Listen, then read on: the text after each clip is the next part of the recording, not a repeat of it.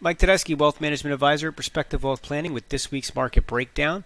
Since we just closed out a month, we're going to take a look at the bigger picture in today's video. We're going to be using monthly candles instead of daily candles in today's video. We're going to take a look at the four major U.S. indexes. We'll take a look at the commodities, U.S. dollar. And we're also going to take a look at what has historically happened when the S&P 500 closes at record highs for the month of August.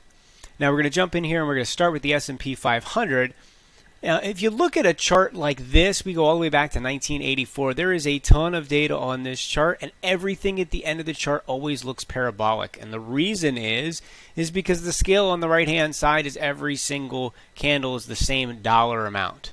Well, when the S&P 500 was trading for $300, a couple of point move was a big move. Now we're all the way up at 4,500. A 20-point move might be equivalent to what that 3-point move was all the way back there. You've got to change your long-term scales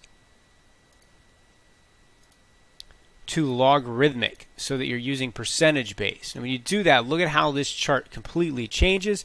And now this doesn't look so out of control anymore. So if you're taking a look at a really big picture chart, make sure that you're looking at the axis correctly, especially like if we take a chart of the Dow that goes all the way back to the 1900s. Look at how out of control this looks. We can't even see the Great Depression on this chart.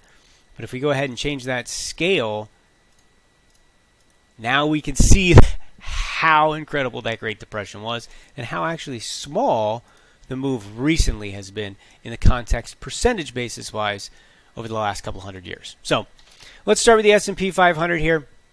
First and foremost, look, guys, we have a clean break at the end of last year, and we have just continued to grind higher. Every single month outside of January has closed higher for the entire year.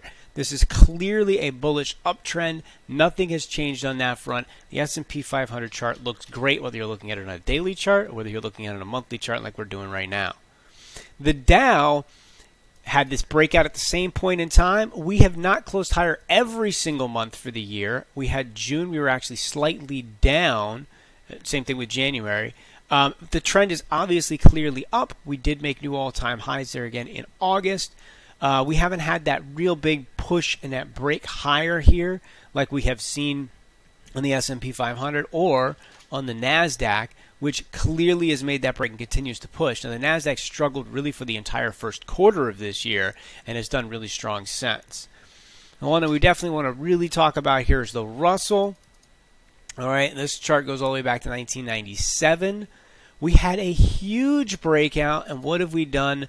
We have essentially made what looks to be a potential major bull flag in an uptrend. The whole year we have spent inside this range. We keep talking about it. If we break to the upside, is a very, very good sign. If we break to the downside, that would not necessarily be a very good sign. At the moment, this looks really, really strong. But again, we've made no real price appreciation since February. And so I continue to say what happens here in the Russell is going to be very, very important for everything moving forward as a gauge of risk on, risk off in the market. Now I'm going to clean everything up here on the US dollar so we can get a completely fresh and clean chart. This chart goes all the way back to 2000. Look, we've put this on here a bunch of times. The major level of support really goes from 86, kind of up to that 90 zone.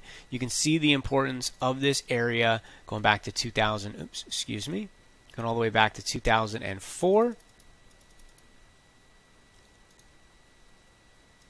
2005, 2008, 2010. We got the breakout in 2015, 14-15, support in 2018, end of the year support 2020, and of course where we're at right now. This is a very, very important level. You can see we still have not broken out of this. We did put in technically a higher low from 18 to 21. Right? This is just kind of a messy chart. Really, we are just kind of trapped in about a 7-year zone between that 90 and that 100 area in on the chart. All right, so we're really watching this. We're definitely at the bottom of the range. A move lower here into the end of the year, if it would actually take out these lows, would certainly be a tailwind for the commodity space. If we just kind of hang out here for a while and digest this move from last year's sell-off, that still wouldn't surprise me. We know the US dollar moves very slowly. Let's take a look in at gold. All right. When we look at this chart, I'm going to clean everything out here. Again, we have a beautiful, and it's still a beautiful cup and handle setup. When you look at this in on a monthly chart, this chart looks much better than it does on a daily chart, because in the context of 20 years, this move sideways to slightly down here over the last year comes on the back of what's that really strong cup and handle pattern. So that's why I still like this market here on the long term. Really want to see it back up over that 1900 zone. If this continues to fall, basically if it fell back below this zone, that would kind of negate that cup and handle. The handle shouldn't fall back 50% of the way. It should really stay in the top third of that move for it to really hold and be valid. So again, over a long period of time, this chart still looks fantastic. Over the last year, gold market hasn't done anything, right? And we're continuing to watch. Now, silver is kind of similar here, but it's not nearly as clean of a chart. And we know, we do have that. Here's that cup, right? There's that potential handle. We still have all of this overhead resistance from 2010, 11, 12, and 13 on silver. So we're not pushed up at those all-time highs. This, and you can clearly see it here, is a very important level on the chart, and this goes all the way back to 2009. It's at really that 20 zone all the way up to like 23. Holding above that is good.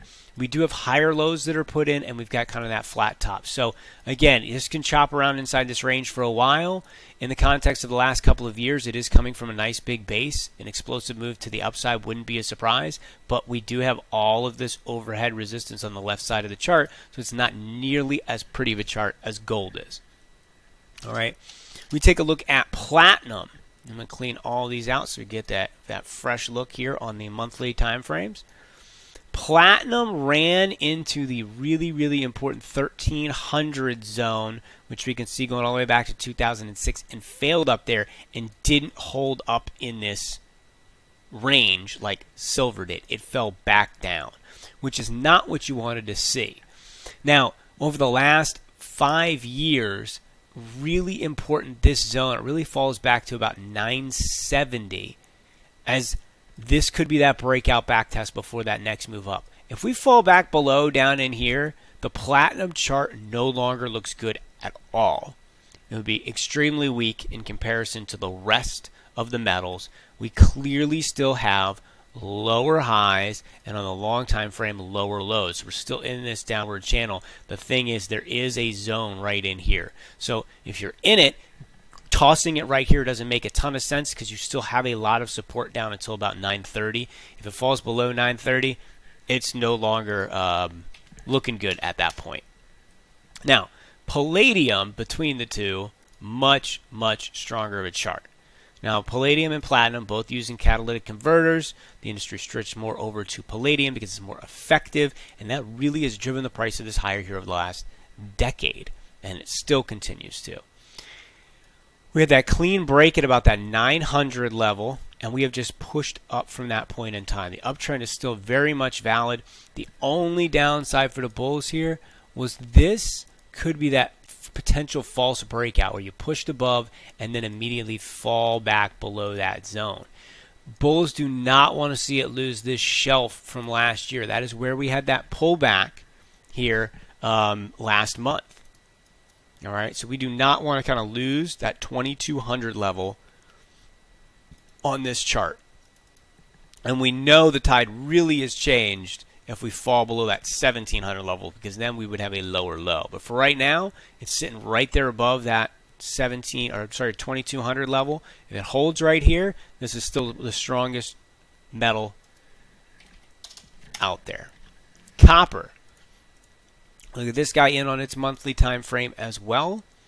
Look, we have a very clear all-time high put in, but we were not able to push above that. So we've just pushed up into it, and now we're starting to make it kind of a flag right underneath that zone. It has a cup kind of feel to it. This low right here from last year on the sell-off really actually makes this more of a double bottom. Okay? And now we've run into a potential double top. Right? Copper, very bullish over this line. in between here and I would say about right here is completely fine for this type of move. If we fall underneath that 315 zone and fall back here, that move no longer looks good at all. So again, we haven't had that follow through here to the upside. It's really, really strong off the lows from last year. Chart still looks fine. It's in that nice high tight flag, you know, sitting up near all-time highs. Really just looking for that continuation of that follow through. Next, we're going to jump in here and we'll take a look at oil. All right, I'm going to clean all of these out as well. So again, we're going to get a fresh chart for you. You can clearly see the importance of this zone right here on this chart.